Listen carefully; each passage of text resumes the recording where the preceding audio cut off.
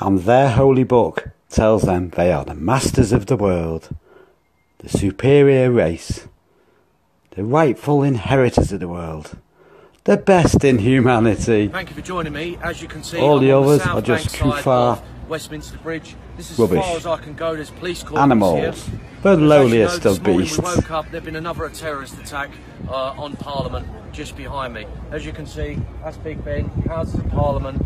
You remember last year, an Islamic terrorist mowed down pedestrians all along this side and then crashed his vehicle just on the other side of the bridge.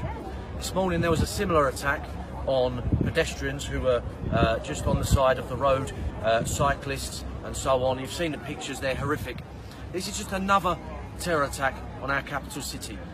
You know, this is just getting beyond a bloody joke, and we're not allowed to talk about it. I'm not even going to mention who's responsible, because I know Facebook will simply delete this video. They'll take the video down if I start mentioning who's to blame for this avalanche of terror attacks that are blighting the West. I mean, we've had Paris, we've had Berlin, we've had Nice, we've had Munich, we've had attacks in Florida, in New York, in Canada, Australia, we've had sieges, we've had people being run down by cars. It's just getting beyond a bloody joke. What I want to point out today though is, as you probably know, I was sent to prison back in March, yeah, for harassing a gang of migrant, paedophile gang rapists. Now at the trial, we found out that the investigation was being led by an officer from SO15 Counter-Terrorism Command. And he was asked in court, what the hell are you leading an investigation into an act of harassment outside of a pizza shop in Ramsgate? And he said, Britain first is a threat to national security.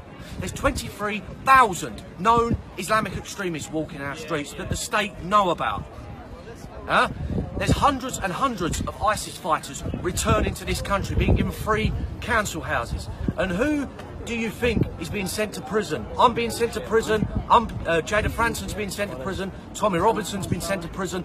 We're the ones who are being investigated and harassed by SO15 Counter-Terrorism Command. When I left prison a few months ago, I was met at the gate by 2 carloads of SO15 Counter-Terrorism Command officers in plain clothes. And I said to them, now, on the travel back down to London, they acted literally like a taxi service for us.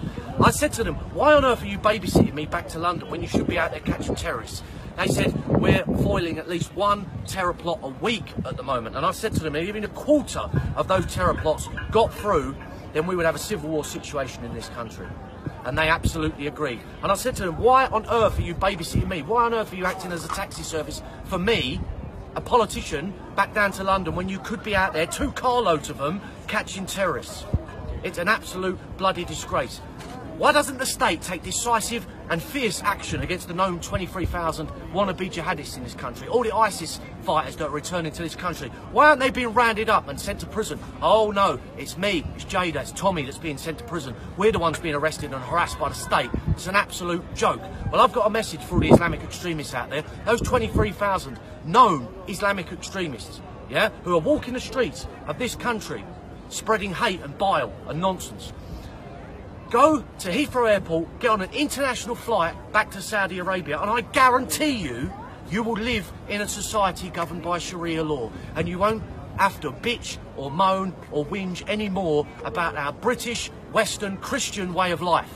So go and get on a plane, get out of our country, and leave us in peace, and stop carrying out terror attacks against our people.